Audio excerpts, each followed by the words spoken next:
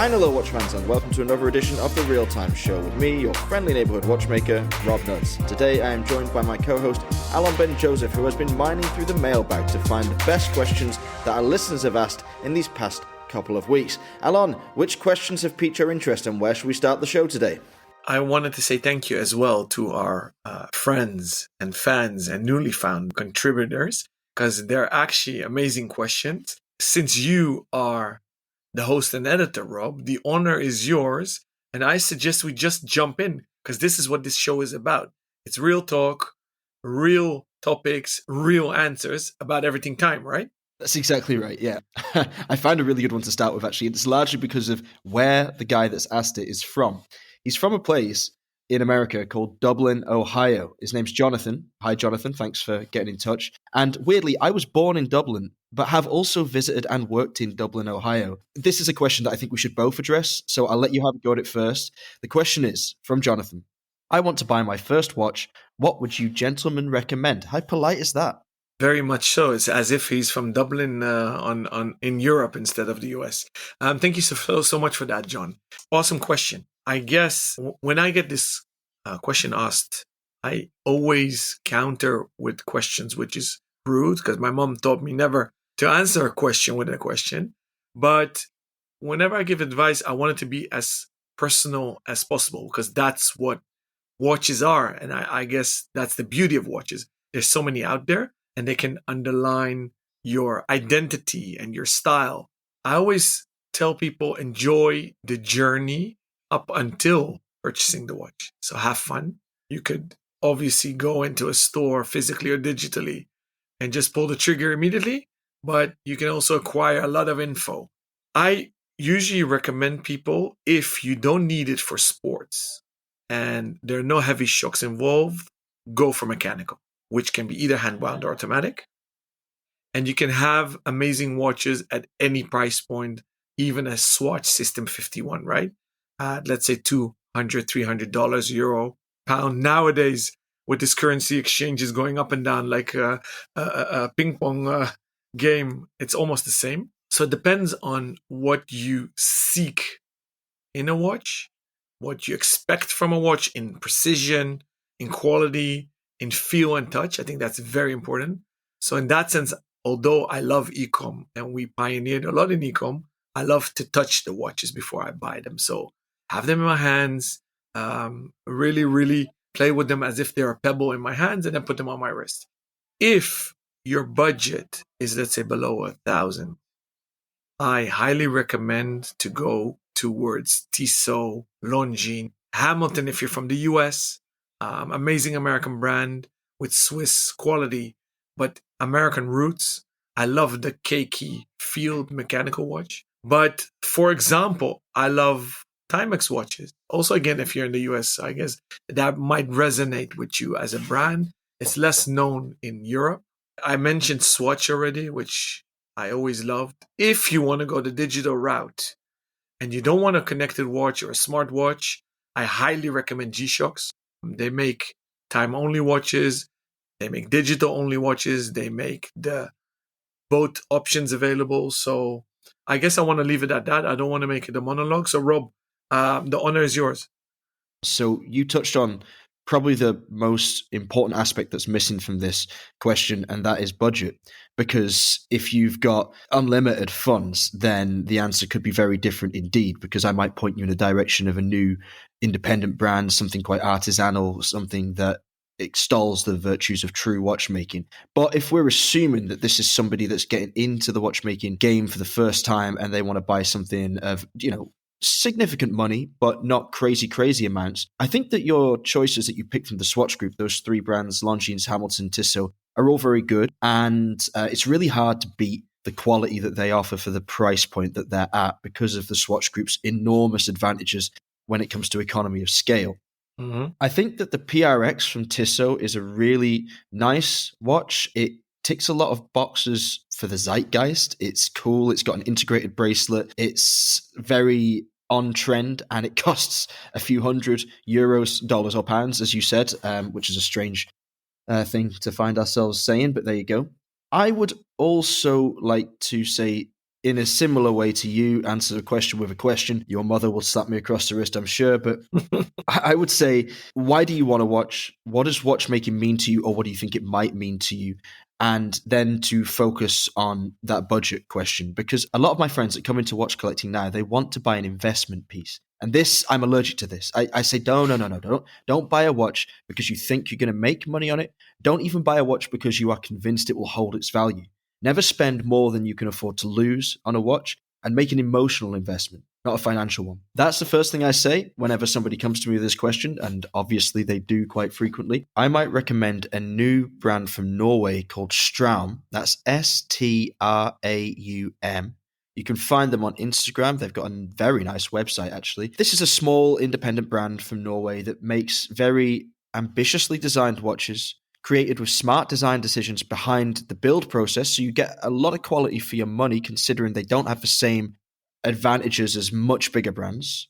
And the style is like nothing else, really, I have to say. So if you're into the kind of avant-garde, perhaps, and you want to like try something a little bit different, that would be my specific nod for your first watch in watchmaking. But to be honest, as you said, going with one of the entry-level Swatch Group brands is something that just can't go wrong. Thank you for that. And I guess we should maybe categorize this question as an entry watch, or getting known with the art of collecting wristwatches. And maybe if one of the episodes in the future, we don't have enough questions, which I don't think that will happen, but we could maybe segmentize this question and do it for every price bracket. That could be fun, maybe. I mean, that could be a whole show in itself, and something I'd love to do, and something... No, I really think that there needs to be more conversations like that, because the answer does change so much on the customer and their means. And yeah, let's definitely do that. And also, I always ask, what do you have already? Because I guess that in your decision tree, in your decision making, it's very important. What do you have? Do you have a sports watch? Do you want a dress watch? Do you have a black color? Do you want to go for a light color? So that also affects the decision and my advice. So we hope that answers your question, Jonathan. Alon, what's next? Dig around in the mailbag and find something tasty. Let me see. So we have Chris from your hometown, Manchester. He asked us, what is meant by manufacture caliber? Well, I'll try and figure out which Chris this could be later on. He asked this on your Instagram profile, I guess. Yeah. So it's in a DM. I got this in a DM. Okay. So, Rob, would you take this one first? Yeah, sure. So a manufacture caliber is another term really for in-house caliber.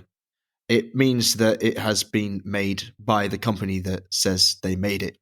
So there's a few different classifications of caliber, and that's another word for movement, the engine that drives the watch in the industry. And you will find manufacture, in-house, proprietary, and I don't know, off-the-shelf or bought-in movements quoted frequently. So when a movement is off the shelf, it means it's been made by a movement manufacturer that manufactures only movements and generally doesn't make watches of their own, and sells movements to brands so they can create their watches. So this is a company like ETA, like Soprod, like Solita, like Le Jouperet, for example.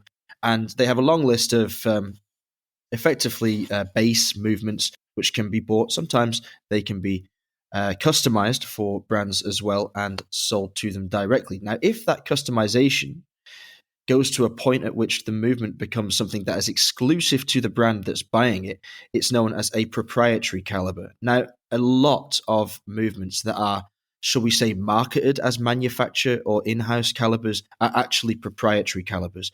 And there have been scandals in the past that I'm sure Alon remembers as well, when brands have erroneously claimed that they have an in-house or manufacture caliber when in fact it's proprietary. The top of the tree is in-house or manufacture, and that means that the brand is making the movement, or at least the vast majority of its components themselves. Very, very few brands make everything in a watch. Mostly jewels and screws and hairsprings are outsourced, but there are exceptions to that rule. What is your stance on manufacture in general? Is it important for you when you buy watches that they have the in-house caliber, or don't you care? And I think that's important to mention also. The Swiss industry was never built up in creating your own caliber. The beauty of it all was that everybody made components, subcontractors, and they were assembled at the watch manufacturer. It's relatively new. And as Rob said, there are hardly any brands out there that make everything from A to Z, so 100% in-house. And regarding the scandals, I think we can do a whole episode about that and what is the definition of manufacturing on. I think we should leave it for now in this episode, but I think it's an interesting one to touch upon in the future, Rob. Well, it has a different answer depending on where you're talking about, because the rules of what constitutes in-house are different for Germany and for Switzerland, and I suppose even for China or Japan. I don't know the Far Eastern ones at the moment, but we should definitely dig into that. Interesting one. I think that's a good one. I think that's for a future episode. So to answer my question, for you, when you buy watches, is it important for you to have an in-house calendar? I always hate being asked this question because obviously I'm a watchmaker and you would expect that the answer would be yes, the movement is always what I buy watches for, but the God's honest truth is no, not at all, actually. I oftentimes find myself favoring very bog standard off the shelf calibers because of the ease of servicing them and the maintenance that you can rely upon. And there's very little that goes wrong with these tried and tested tractor calibers like an ETA 2824, for example, or a Solita 200 series. They're pretty solid, they're pretty robust. And I have, as of recent years, I've delved into more extravagant movements in my collection that I have bought specifically for the movements. Like I have a very nice Speedmaster Mark IV with a central minute chronograph mechanism, which is probably my favorite movement in my collection. And I was attracted to that watch because of how it worked. I like the aesthetics as well, but it was how it worked that really got me. I have another nice Speedmaster, a Mark 40, which I picked up in a trade. And that's got a great little caliber in it. It's a little modular caliber with a dial side modification that allows the day, the date, the month to be shown in addition to a chronograph mechanism with a 24-hour indicator. It's got all sorts going on, and it's teeny weeny. It's under 40 millimeters, so it wears like a dream. But to answer your question directly, no, it doesn't matter to me. I'm not a movement snob, and I see a great many benefits to basic calibers. Thank you for that. And the funny thing is 9 out of 10 watchmakers will give the same answer. Yeah, we're a funny breed, that's for sure. Okay, next question. Next question. I've got one. This one came from email, so it's good to see people are using those emails. Remember, it's either Rob or Alon at therealtime.show. This is from David R. in Washington, D.C. I'm pretty sure I know what that R stands for, but I won't reveal it for privacy reasons. And he asks us both, is Rolex really the best? Ooh, that's the $1 million question. So, who goes first? Go on, you go first. I'm sick of the sound of my own voice already. Okay, so this is a popular question as well. And I can go the PC route, politically correct route. But since this is the real talk about everything time with real answers, is Rolex the best? In what they do, they are the best. Yes, they are. And what is it that they do? They make the best 2 watches they possibly can make. And nowadays, also dress watches, and I call it all-round watches that you could wear with a suit, casual, poolside, beachside, and if you need to slap on a tux as well. But if we dig deeper, why? Rolex always said we want to make the best watches out there. What is best today? It's the quality and the finish of obviously everything manufactured, which can be caliber, dials, cases, bracelets, etc., glass, hands, indexes. But it's also how precise is a movement, right? Because when we talk about being the best, it's about timekeeping. And timekeeping is as precise as possible. So as little as possible deviation compared to an atomic clock per day. And does it need longer intervals for maintenance? In this sense, I hardly know any other product out there that does both as good as Rolex, and their philosophy is now more 100 years plus to push the envelope.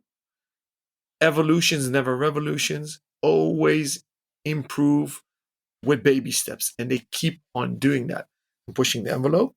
Some people might say they're the best in rest values. I guess that is true as well, Rob. Yeah. Unfortunately, Yeah. some might think they are pretentious by choosing a crown as their logo, but you could flip the story and say, hey, if that's our DNA, we want to be the best. So that shows a philosophy, a DNA. So does it mean they're the best? The rest is SHIT. I don't know if we can do that on the show, Rob. But if we would say Rolex is the best and the rest is poor, that's not true either. And a counter question will often get, yeah, but Patek Philippe is better. I think they're in a different ball game within the game of watchmaking. Yeah, okay. I mean, that's it, isn't it? That's exactly the point. It's qualifying that question. And just like the previous questions, we could break down all of the different facets of a brand and do an hour or 2 hours or 3 hours on discussing what Rolex is really good at and what it has done better than anybody else in its history. So I'm gonna set my stall out in a mildly controversial manner and just answer this question with no. Rolex is not the best at most things, but it is easily the best at marketing. And it has been for a long time. So this isn't something new. So when people start off in watchmaking, let's say a new company comes along, and let's say the people founding it aren't actually watch people. They just think, hey, I can crack that industry. Obviously, I can make a watch. How hard can it be? They look at Rolex and they go, okay, how do we do what Rolex did? And the answer is you can't, because you had to be there at every pivot point in the history of watchmaking and be on the front line of development in those days to establish the long, genuine heritage that Rolex has. So, in some ways, Rolex has been the best at many points during its history. It has been the best sports watch for quite some time. It was the first automatic winding waterproof watch with a screw down crown. You know, nowadays we take the kind of things that made Rolex the best for granted because everybody's looked at that and they've copied them from a product perspective. So there are myriad options at far more accessible prices and pieces that are themselves actually accessible that do the same thing as the Rolex product. What you can't fake is that heritage. So they have maybe the best heritage and they have the best marketing department behind it. I mean, Hans Wilsdorf, the founder of Rolex, who founded the company in 1905 in London, had a watch hanging around Mercedes Gleitcher's neck. She was a channel swimmer, an amazing swimmer, and he put a Rolex on a chain and he hung it around her neck and she swam across the channel and came out on the other side and the watch was still running, waterproof, no damage to it whatsoever. And he did this years and years and years and years and years before anybody else would have thought to market a watch in that way as this indestructible item. And he did it so fantastically well. That resonates down the ages. They still have that newspaper cutting in their press pack to show like how long Rolex has been doing this. That's almost 100 years ago that article came out. That's just crazy provenance. So they're the best at that, absolutely. But nowadays, Rolex is not the best option if you want to buy a watch because you can't get one from most places.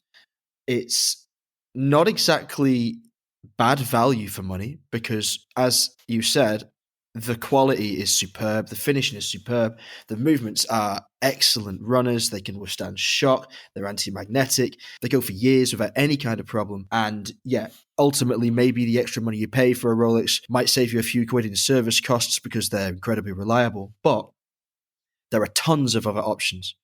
Like you get people like splitting off into pretty passionate factions within the industry, often putting a brand like, say, Omega directly against Rolex. And the Rolex faction hates the idea that Omega is compared to Rolex because they see a huge gulf in class and quality. And maybe on case finishing, there is a noticeable gulf. But in every other way, really, in terms of design, in terms of at least recent provenance of the last 50 or 60 years, Omega is right there with Rolex. And the watches are, for now at least, considerably more affordable, considerably more accessible. So there are alternatives so close to Rolex and better than it in some tangible ways, I think. It's impossible to say it is the best at anything other than marketing. I will give it marketing, hands down. I think it is just unbelievable. It is a brand beyond all brands. It doesn't behave like a watchmaking brand at all. It's a phenomenon.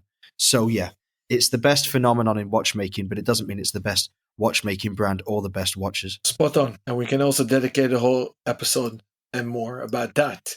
So, Rob, should we move on? Yeah. I've got a good question for you because I can't answer this as well as you can. I know that. So I'm going to leave it entirely to you. And it's from Richard in Norwich in England. And he says, and this is perfect for you, why should I buy at an authorized dealer? Interesting one. I'm using this as well to make a disclaimer that on this show, it's me as a private person. And whatever my links are with the watchmaking industry do not matter when I speak. So I speak freely as a watch enthusiast. So why an AD?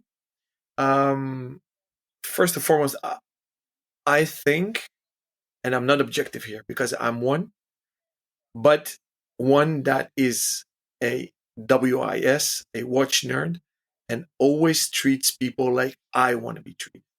So that means I want to have passion, knowledge, and service. That's what I look in whatever I buy, if I buy quality products or actually any retail experience. It doesn't matter if I go to the supermarket or buy a couch or a car or whatever. So I guess that's why you go to an AD.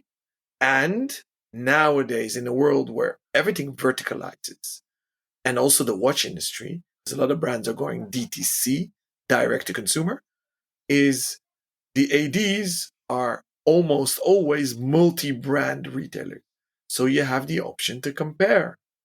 That becomes less and less and less.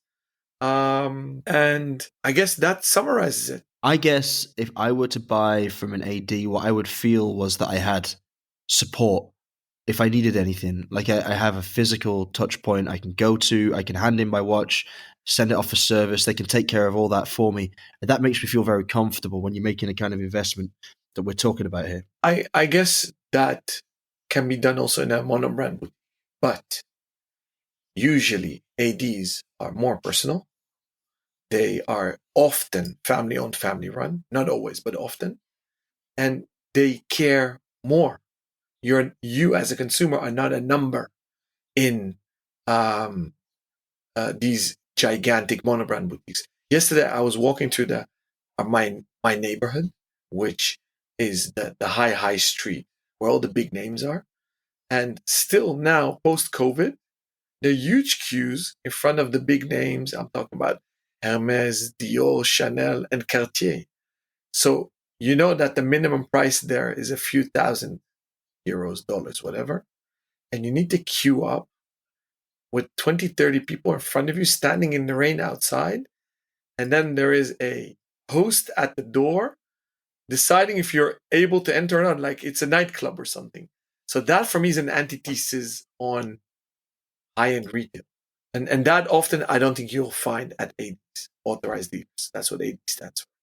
Very nice. So I should definitely buy from an AD next time I want to buy a watch. It's a nice experience as well, actually. When you get over the threshold, I have been intimidated in the past walking into retail, especially more old-fashioned retailers that turned out to be absolutely lovely when you got inside and when you started talking to somebody. But I can imagine like this next generation a little bit reticent to maybe like walk up to a door with a security guard and go through it and be observed, but good point. And that's something that give them a chance, because due to security there are big barriers, but we don't have a security guard at the door because I think that's very personal. But give them a chance, and if you can pick in whatever town you are at or visiting, try to find the family owned, the family run ones and give them a chance, and you'll be surprised. Nice. Good answer from the heart as well. Very nice. I have a question here, which I think is posed to both of us. Came into my email inbox from Lucy in London, and she says, what is a Holy Trinity brand, and do they still exist? So I'm going to guess that Lucy's heard quite a bit about Holy Trinity brands being bandied around, but isn't quite sure what they are or whether they are still operational. You want to take this one from the top? Sure. So personally, I don't like the term. There is no objective Holy Trinity in watchmaking. Often, or almost always, it is subjective, and almost always Rolex and Patek are in there. And the third one in the Trinity is a sliding scale. AP, Audemars Piguet, recently came in there a lot. Back in the day, I think Vacheron Constantin was in there. Even before that, Jaeger-LeCoultre, JLC, was in there, but it seems they fell off their throne a bit. My personal opinion, I can go again the PC route, so politically correct, and say what I think. But we are not doing that in this show. So for me, my Holy Trinity is Patek Philippe, Rolex, and I think who needs to be in there is Vacheron Constantin. And why do I think that? I think it's about brands that have a long-term vision, pursue the utmost quality, and then the odd one in my Holy Trinity is actually Rolex, because for me, the most important thing is when they push the envelope, means in innovation, so making the grand complication. And if I take that term, Rolex actually doesn't belong there. And I could substitute it either by Lange Söhne. Actually, Jaeger-LeCoultre should be up there. Rather, a few new indies, independent watchmakers could be up there, but they simply don't have the track record. And all these brands we're talking about are more than a century old. Why Rolex is up there? Because they have that respect and desirability in the market, but in sense of philosophy, they do belong there. So that's my opinion. To answer Lucy's question, which is actually a very good one. So what makes a Trinity brand? I think that people use that term when they mean the most desirable watch brands. But that's not my definition. So it's very subjective, and I'm very curious, Rob, what your definition of a Holy Trinity brand is, and what three brands do you put up there? Well, I don't think it's subjective at all. I've never heard somebody put anything other than Patek, Vacheron, and Audemars Piguet in the Holy Trinity. And it's interesting that you sort of have taken it and, well, I would say modified it, but I don't know. Maybe I've just been living in an echo chamber all this time. But no, I always believed that it was just a deferential way to refer to those three masters that had in their day perhaps the three most iconic sports watches of all time. We had the Nautilus from Patek and the Royal Oak from Audemars Piguet, and the overseas preceded by the far more impressive 222, in my opinion, from Vacheron. And I always had those three locked into that role, because what I've done in recent times is hijacked the term Holy Trinity and tried to define the modern Holy Trinity of steel sports watches. And in that modern Holy Trinity, I have Chapek with the Antarctique, Moser with the Streamliner, and Bulgari with the Octo Finissimo. Now, I know the best execution of the Octo Finissimo is the one you wear, the all-titanium one, which doesn't fit with the steel sports watch category. But my favorite is actually the steel one, because I prefer the little bit of extra thickness you get in the steel. And I think... You like a bit of bling-bling. I don't like a bit of bling-bling at all. That's ridiculous. That's a slanderous, unbelievable thing to say. No. I just like the robustness of it, because your titanium Bulgari, which, I mean, let's face it, is an absolute masterpiece of design.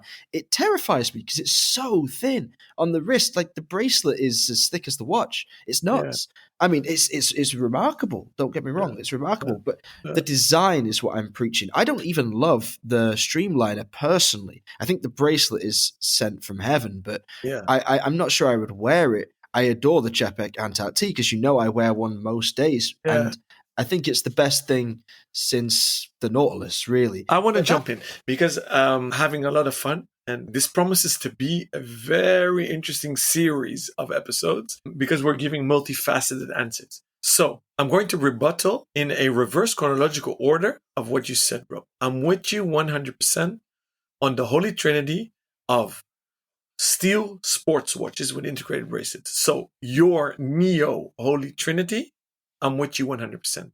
Spot on 100%. But if we go back to the OG Holy Trinity, which is also vague because we don't even know when in watchmaking that term was being used for the first time. But I've definitely heard a lot of people mixing up the Holy Trinity, but I've never heard anybody not use Patek or Rolex. I think the AP came in there only the last decade when the Royal Oak became that sought after. The moment the aftermarket price for an Royal Oak, call it the basic one, the slim version, the ultra thin, the 39 millimeter, or even the 41, became higher in aftermarket values than retail, that's the moment when people put them up there. I don't think that the classification of Holy Trinity became because these three brands make the ultimate steel sport watches. I think they came in there. Either they put AP there because they're family owned. These three are family owned and independent, which Vacheron is not anymore, and Jaeger LeCoultre isn't anymore. But I think that the old term of Holy Trinity came from the fact of who makes the most complicated watches. So I don't think back in the day Rolex was in there. So it depends on what the definition is, right? Well, I think there's also a nice symmetry between those three brands, between AP, VC, and PP. That was weird. I never said that before in my life. But between those, that sounded like cursing in a Scandinavian language. Yeah, it did, didn't it? And it also sounds much less luxurious when you refer to it as PP.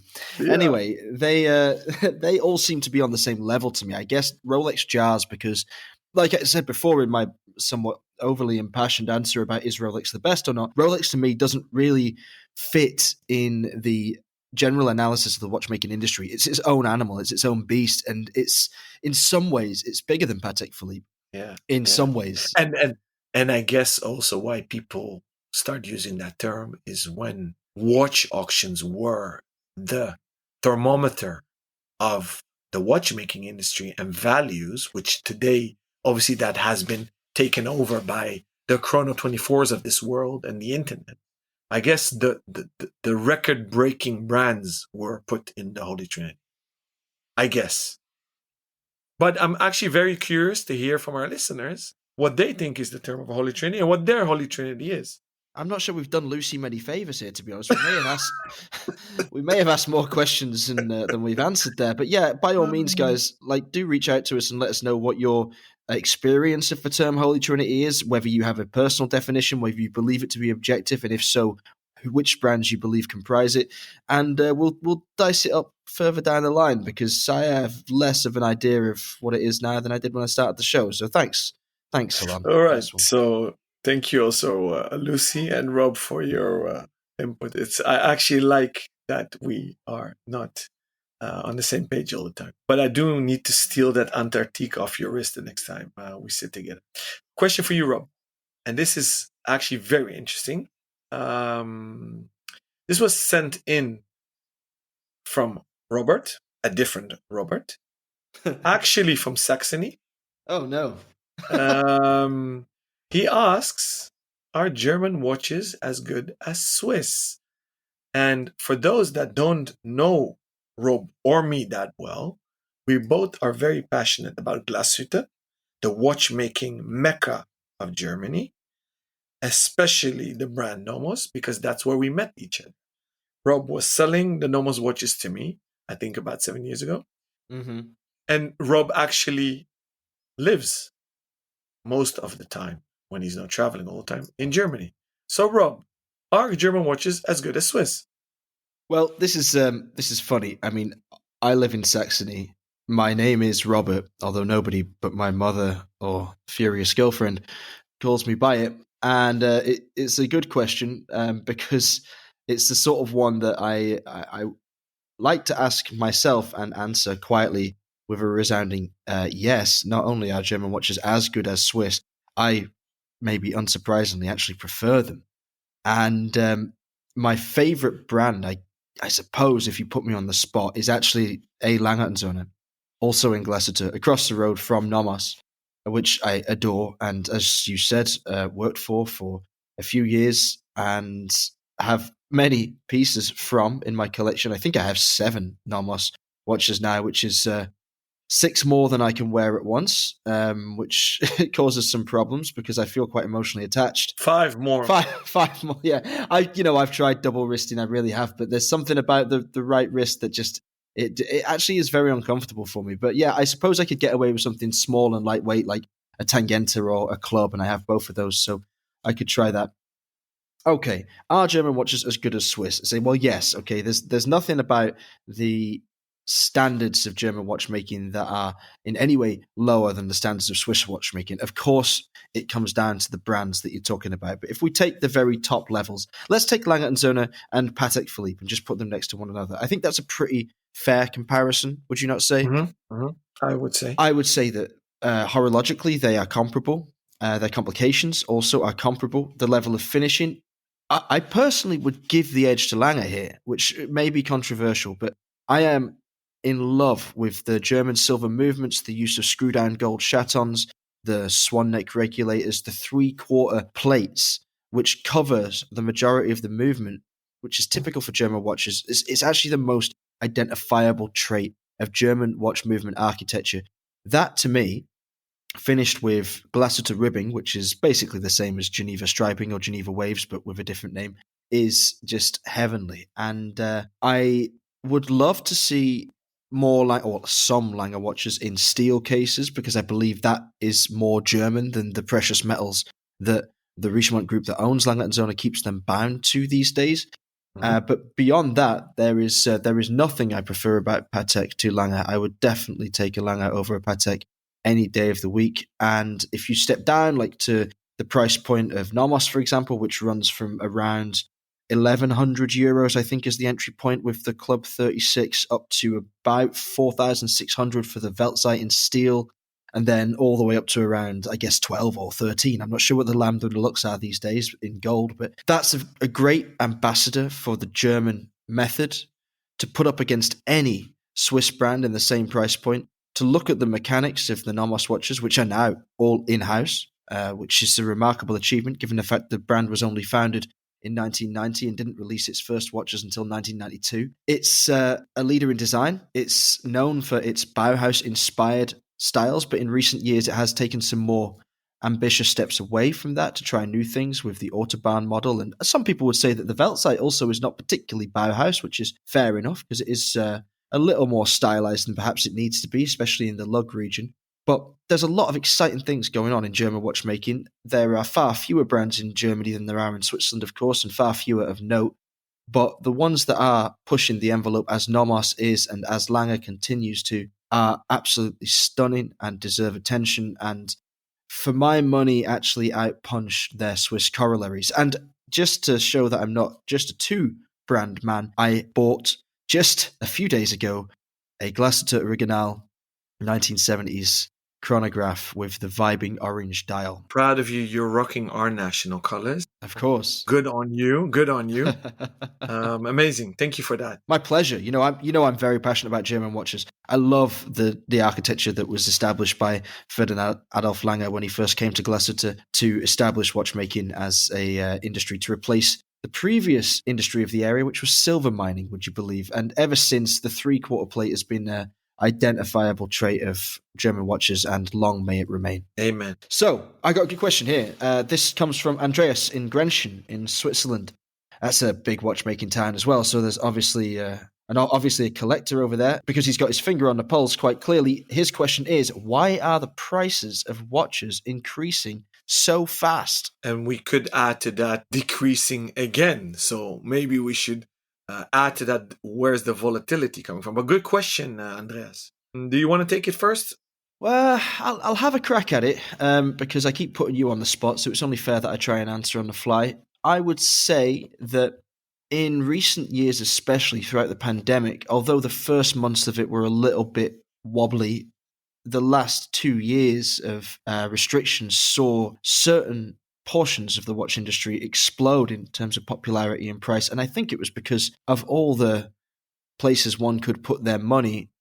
during that time, if one was lucky enough to have some significant money to invest, watches seemed like a pretty safe bet. And that bore out to be true until very recently, when, as perhaps we see ourselves coming out of the pandemic and travel restrictions easing and confidence in markets, every market but the UK by the looks of things, were soaring a little higher, people are putting their money elsewhere. I think it comes down to availability and scarcity in a lot of cases. I mean, not every single watch brand is going through the roof in terms of resale prices, because we're mostly talking here, I think, about grey market prices. Retail prices haven't exploded notably for quite some time. So, yeah, I'd say that people are just very aware of the fact that these items that are sought after are returning huge profits on investment and have done for a few years now. It's largely driven by the Rolex phenomenon, but then because people were pushed away from Rolex due to their scarcity, whether it's artificial or otherwise, and into the arms of independent brands, their prices also went up, and then people couldn't afford those, and so they moved on elsewhere. And we've seen some huge success stories throughout this period, like the Chepak Antarctique, which of course I have been thoroughly involved with since its launch, and I'm sure we'll see a few more of those before everybody manages to get a Rolex Explorer on their wrist. What do you think? I agree with everything you said. There was a lot of money during COVID. We didn't really globally see demise in income and no outlet in regular ways to spend it. So that went to luxury. Then, because interests were so low, people were seeking other asset classes to put their money in. And I want to make a strong disclaimer that I do not believe watches are or should be an asset class. They're first and foremost mechanical marvels of art, and they relatively retain their value on average well. A lot of people blame the crypto billionaires that they created a sharp increase in values of price increases, not values, but price increases. That is only a small part of it. Something that's maybe less noticeable and less acute is there is more appreciation for watchmaking. And that comes because of many reasons. One of which is we hear a lot of negative things about Instagram, but Instagram made things more visible and more photogenic. So there's more watchmaking. And the younger generations actually appreciate putting something on their wrists because of smartwatches. So making them wear something on their wrist, like a smartwatch, instead of nothing, makes them appreciate having time on their wrist instead of in the palm of their hands by looking at a smartphone. And when they grow up a bit, they actually are fed up with all these annoying notification and buzzing and vibrating and batteries that don't last a full day. And they want cleaner designs. So they tend to time only lesser designs. Also, one of the reasons why Nomos is doing also so well. So I think it's a myriad of reasons. But I think the underlying one, which is less noticeable, there is simply more appreciation for watchmaking, which makes me very happy actually as a watch nerd. That's good to hear. That's a very optimistic end to that answer, and thank you for it. It's always interesting to hear your take on this part of the industry, especially because, of course, you're right up there on the front line when it comes to prices of things. Talking of things people were once very happy to pay a lot of money for, but now seem to be a little less sure of. The next question, unfortunately, it's anonymous, this one. We don't know who it's from, but it could be someone from the brand hoping for some free market research for all I know. But the question is, and I'll ask you because I know you're a big fan of the brand and I'm a little bit more removed from it, but what happened to Jaeger Le Culture? Why did they lose their mojo? That's actually the question. So it's probably not from the marketing department of JLC, but yeah, why did they lose their mojo? Wow, good question. I actually love the brand, and I've always loved the brand ever since I'm a kid. And why I love Germanic watch design is because it's the less is more rule. Clean designs. I actually do love Patek Philippe and own their watches. I still don't own a Lange Söhne, which is very high on my wrist list. So slash my wrists. My wife actually wants to buy one. I think what you forgot to mention, Rob, is the symmetry in design. And I think for those that are not very familiar with European culture, although we're a very small continent, they're very close to each other. It's a world of difference between the southern parts of Switzerland, which are more Frenchy, and the northern parts of Switzerland, where they speak Swiss Deutsch and are more Germanic German. The design styles and codes are different. And I think that's the big difference why you like Lange and Söhne more. I like both equally. For me, a Lange 1 is the pinnacle if you like golden ratios. The lines there are mind blowing. That translates to Jaeger LeCoultre because it seems although there's in Les Sentiers and it's more French than Germanic, they've always been very clean and very much about quality. They were the first to test their watches and movements for 1,000 hours, the master control. Although the Atmos clock is not theirs because originally it's a Reuter clock. And LeCoultre merged with Jaeger, so it's a bit of a mishmash in their DNA and their history. But I love the fact that they pursue utmost quality. It's a never shouty design, and they push the envelope on technicality. You and I both like Art Deco and Bauhaus, so how can you not love a Reverso?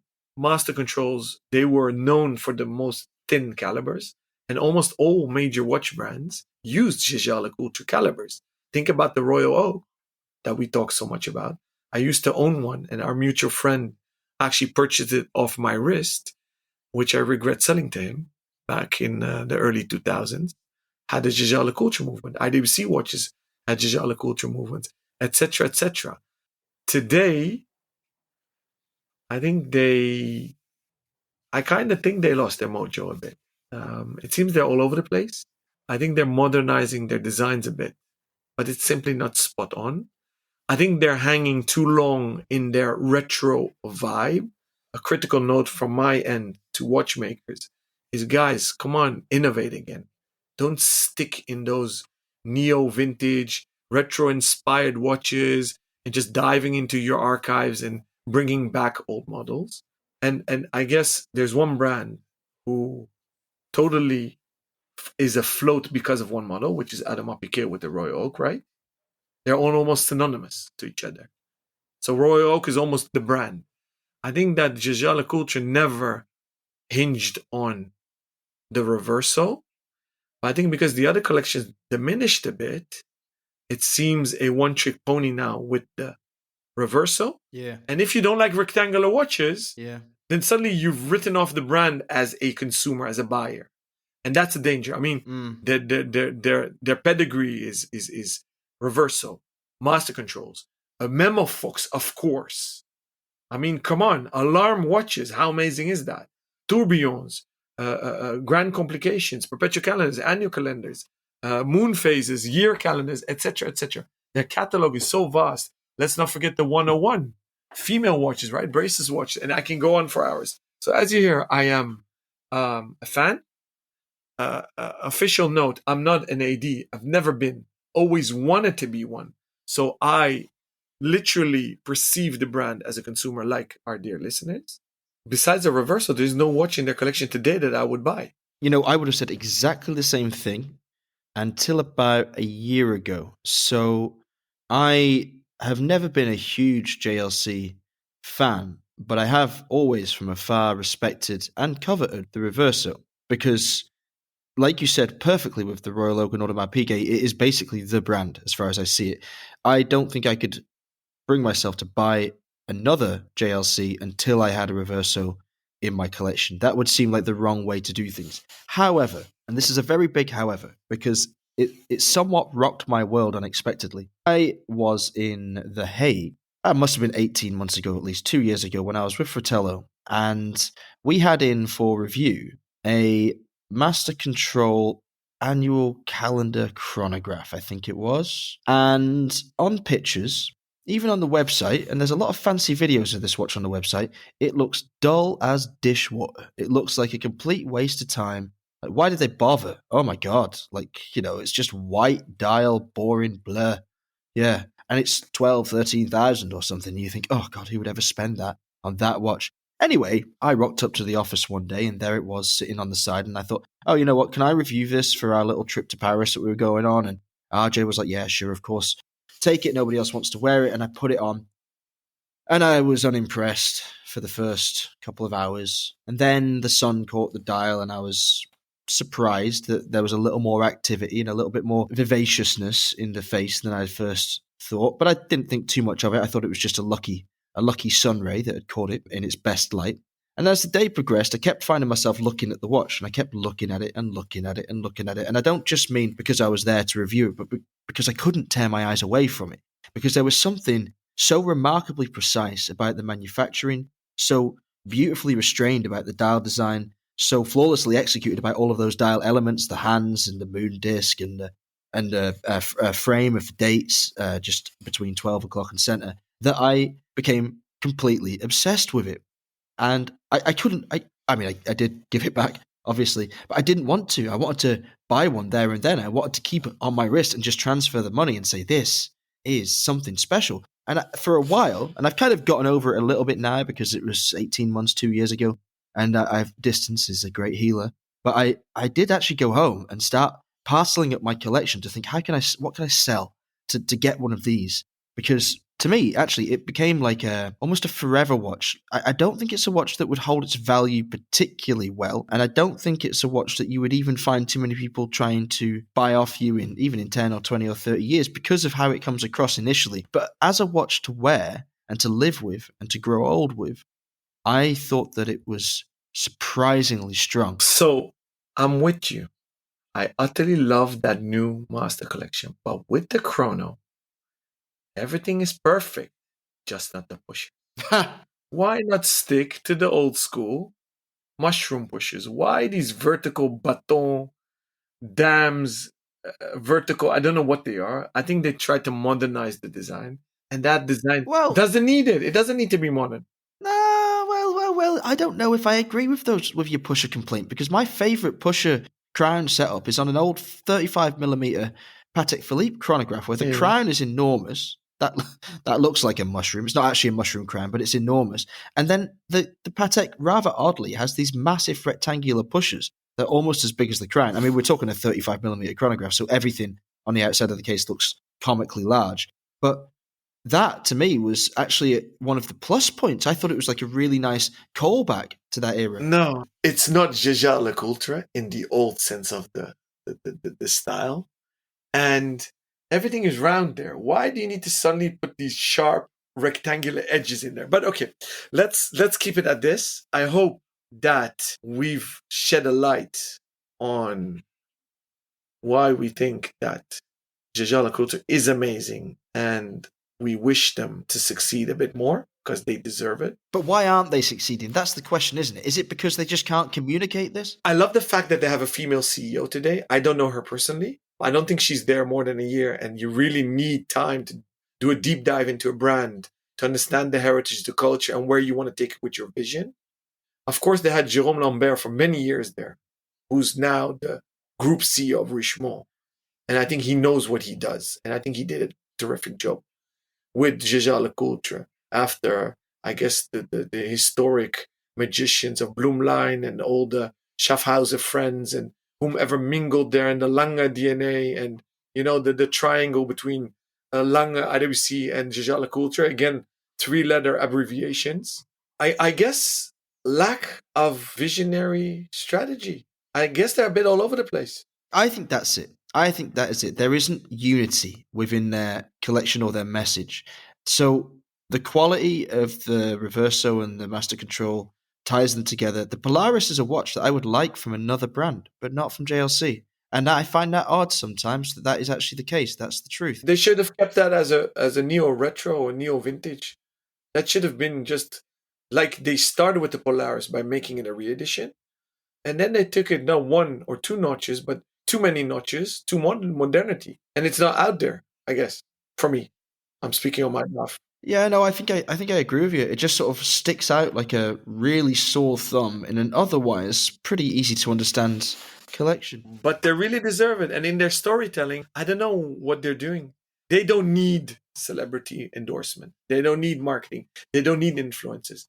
Their story is their quality, their in-house knowledge. I think they have more than 35 métiers in-house. Let's not forget the enamel case making, enamel dialing. They have their own diamond setters. They have a lot of knowledge in-house, which back in the day would put them in the Holy Trinity, to circle back to that topic. But they've been caught up by other brands, I guess. Okay, we did go on a little bit longer than we'd intended, so I'm going to skip one question, save that for next week, but we have one more question. And it's one I think you'll probably have quite a bit to say about, so I'll pose it to you and then I'll come back with my thoughts as well. The question is, what do you think of the Apple Watches? That's how the question's written. It's from Asher in California, perhaps unsurprisingly, given Apple's general popularity in the region. But he would like to know, what do you think, or what do we think, of Apple Watches? Okay, good question. Also a $1 million question. I think that Apple is amazing as a brand, as a designer, and a manufacturer. Although they don't produce anything in-house, everything's made in Asia, including their watches. I think whatever they create is new. It's out there, and they create stuff that we didn't know we needed. That being said, me personally, obviously I bought the first one that ever came out because I'm a watch nerd, and I do love digital watches. My love for watchmaking came in '83 with Swatch and G-Shock simultaneously. So I'm that kid that grew up with both analog and digital, although I'm an analog guy. I think if I see time, I see it analogly. I think analog. The first Apple Watch that spoke to me design-wise is the Ultra that just came out. My dad came back from the US, so he picked one up. I love it. I love titanium, so that speaks to me, and it has a bit more character. I found the previous generations, or the regular Apple Watch, too much of a pebble, too polished. It's a bit characterless, and it's not a real watch. That begs, obviously, the next question: what makes a watch, right? Design-wise, I love lugs, so I miss the lugs on that watch. Taking it one notch up in philosophy or analyzing it, I think it's great that connected watches are out there, and especially Apple, because obviously they lead the market for connected watches. And I've said this already earlier in this episode, and I'll leave it at that. They educate the new generations that time belongs on your wrist and not somewhere else. Meaning, you twist a wrist to see what time it is. That's a movement that can be lost. I mean, the danger is if we don't like watches on our wrist anymore, or to find time on our wrist, the destiny for wristwatches is the same what happened to pocket watches. They're doomed to be in drawers. And I want to leave it at that. Nice answer. I was later to the party than you when it came to the Apple Watches. I didn't buy one until the Series 7 came out, which I guess was maybe the back end of 2020. No, 2021, actually. So I had it at the start of this year, and I bought it just before I went on a skiing holiday for the first time, and I downloaded a load of skiing apps because I thought, okay, maybe this is exactly the environment in which a guy like me who prefers not just mechanical watches, also quartz watches. I have a Breitling Aerospace, as you know, and several other nice quartz watches, but, you know, real analog watches versus this kind of new tech could use a watch like this for. So I got these apps ready and I used it for the week, and I took quite a lot of pleasure in tracking my heart rate and my blood oxygen level, which is something I'd never worried about before in my life, but then became weirdly obsessed with. And it was good to see like my top speed and how far I'd traveled, and both figures were deeply unimpressive, but it was still interesting to analyze that data after the fact. And then maybe about a month later, I gave it to my girlfriend because she had started running and she downloaded the Nike app, which she was using on her phone. And I had this brainwave that she could use my Apple Watch, which was a cellular watch, instead of her mobile. So she could run with just that and she could ditch the phone. So here's something interesting for would-be purchasers of the Apple Watch out there. I didn't do anywhere near enough research when I bought this watch. So I live in Germany, but I have a British phone number because I kept my SIM contract, because it was a SIM-only contract from 3 that allowed me unlimited data, which nowadays is not something that phone companies offer. But I need the unlimited data because I travel so much and I need like that endless roaming. So I kept my SIM and I've hung on to my +44 number ever since. What I didn't realize is that where you buy an Apple Watch makes a difference, because each watch is configured to the area in which you purchased it. So my watch, I didn't know that. well, there you go. There you go. My watch was German, okay? And it's marked out as one of the cellular models because it has a little red ring on the crown wheel on whichever side it is. Which side is it on, Alan? Is it the right side of the watch so you can... You technically can flip it around. Oh, okay. Well, that's interesting. I didn't know that. So the little wheel, the button that you operate the watch with, has got a little red line on it. That means it's cellular. So, in addition to the fact that me with my English phone had bought this watch in Germany and therefore couldn't use the cellular functionality of it at all, only certain networks within those certain areas that the watch is configured to are compatible with the watch. And so I had a look on the UK to see if, had I bought the watch in the UK, had I bought the cellular version there, I would have been able to use my 3 network SIM card with it. The answer is no. So I was completely out in the cold. I'd bought a watch that, for the main reason of buying it was now completely useless, because I thought the only reason to have one of these is so I can leave my phone at home and still receive calls when I'm out. Because I would like to be without my phone a little more, because I obsessively scroll and look at things, and I'm on Instagram and LinkedIn and Facebook, because we're of that certain age where Facebook is still relevant. And my girlfriend constantly, she's 5 years younger than me, and she laughs at me because she thinks that I act like I'm 5 or 10 years older than I am, like with the groups that I'm in on Facebook and whatnot. But that's a story for another day entirely. But I had the watch, I bought it, I tried it. It wasn't for me for several reasons. I made a purchasing error. Please don't make the same mistake. But I've given it to somebody that takes a great deal of pleasure in it. She uses it all the time. It has all of her running data on it. And I think it's a fantastic tool for that reason. But it will never come close to threatening my daily wears. No way. I hope that answers the question.